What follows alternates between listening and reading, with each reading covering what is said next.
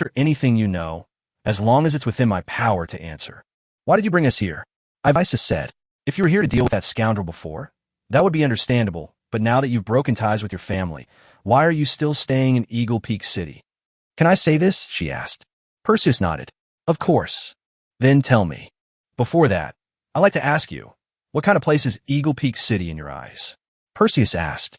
Ivisa thought for a moment. I've never been here before, but I've heard that this city is known as the City of Depravity, where the rich party and live a life of debauchery every night, and many poor people, envious of its prosperity, choose to take risks and embark on a path of no return.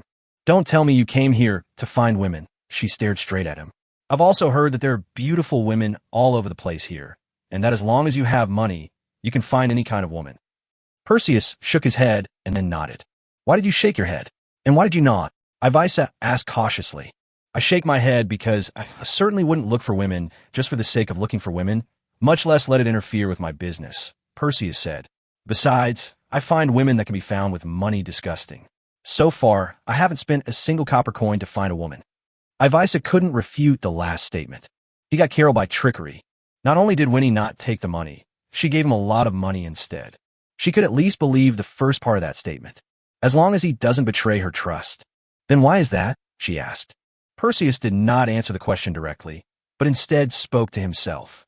I must say your understanding of Eagle Peak City is quite accurate, but unfortunately, it's incomplete.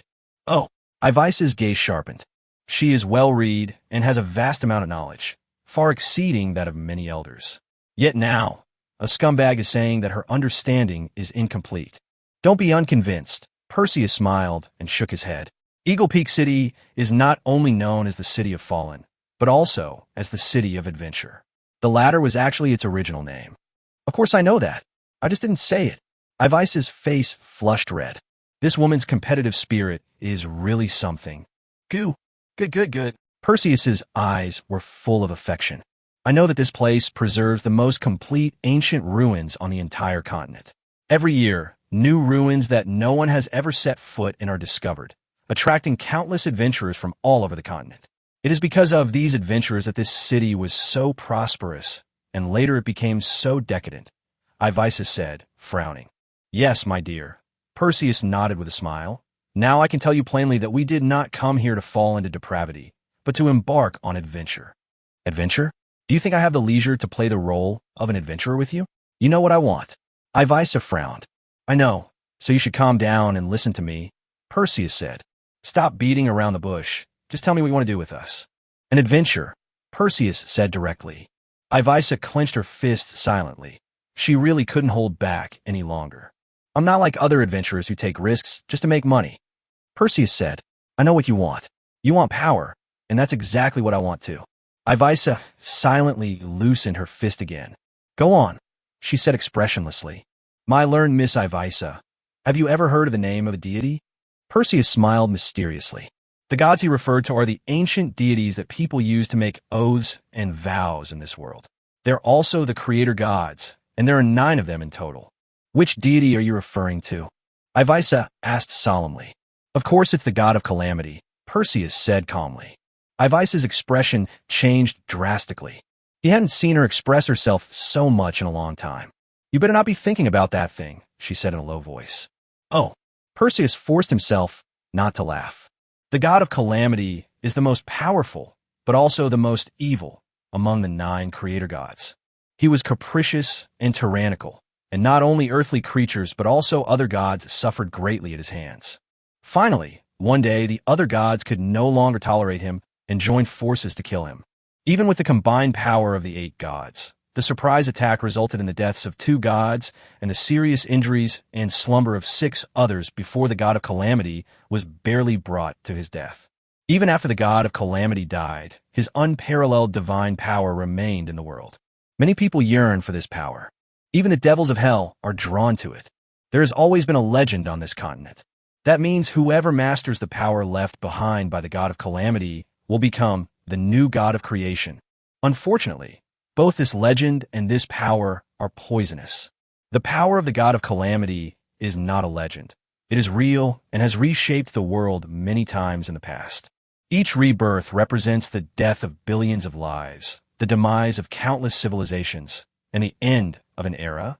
According to the vague records that have survived to this day, the power of the god of calamity has been wandering in this world and has indeed fallen into the hands of a person or non-human being more than once. Unfortunately, these beings did not master this power. Instead, they were controlled by it. What followed was a catastrophe that swept across the entire world. Chapter 129: The Hand of the God of Calamity and the Forsaken.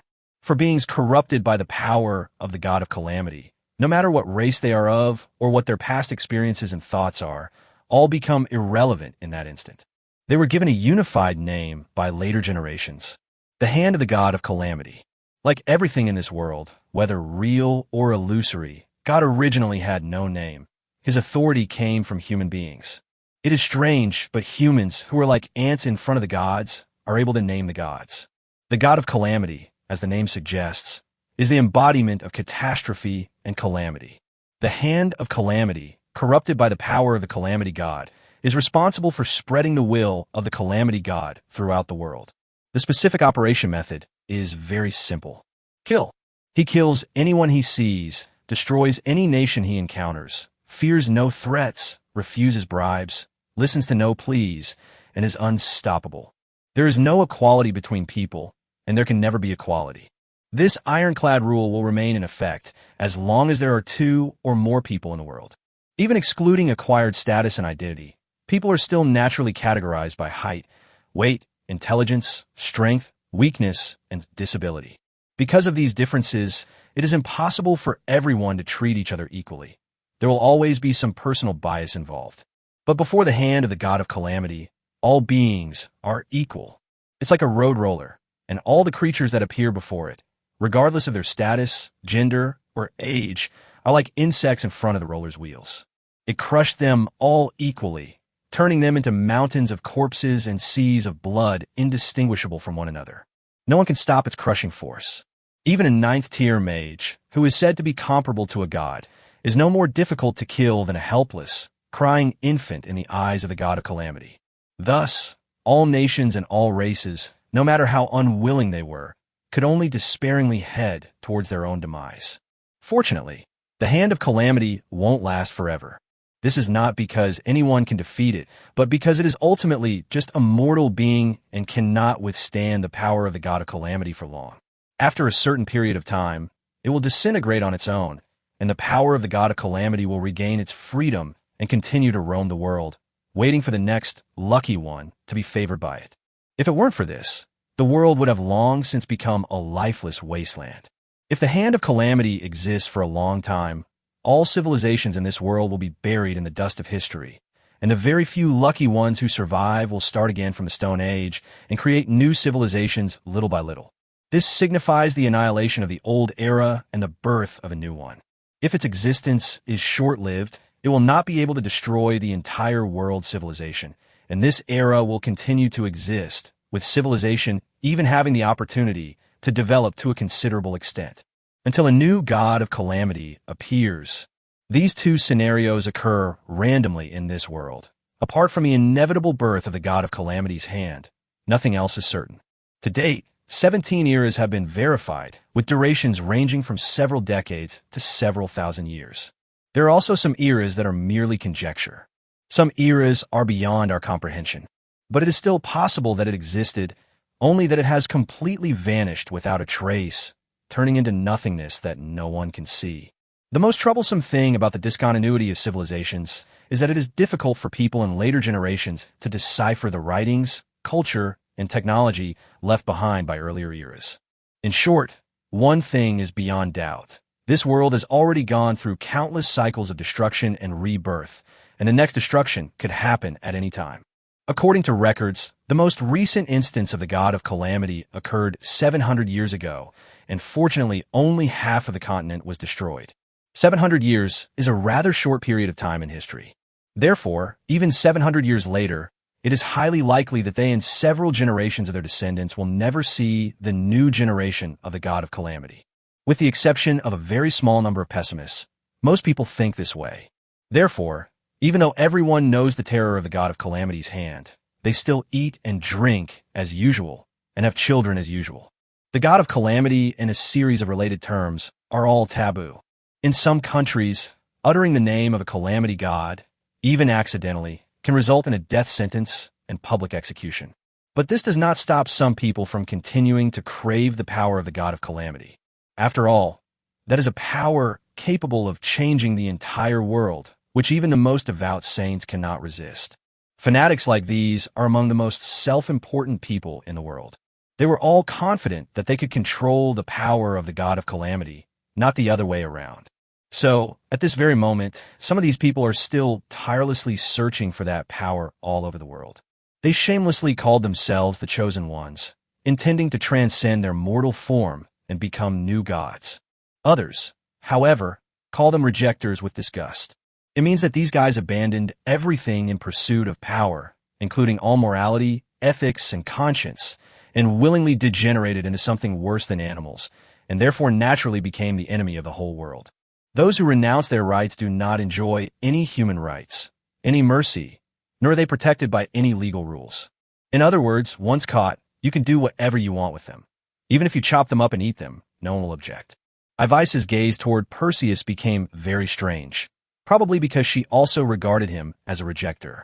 If she were to truly confirm this, then all the relationships and alliances the two had previously established would vanish, and she would have to get to know this man anew, not excluding the possibility of killing him without harming herself. It's simply because those who reject the cause are the most extreme, the most insane, and the most hopeless group of lunatics in the world. Driven by their ambition to become gods, they were willing to drag the entire world down with them. How can you expect such a heinous creature to have even a shred of humanity?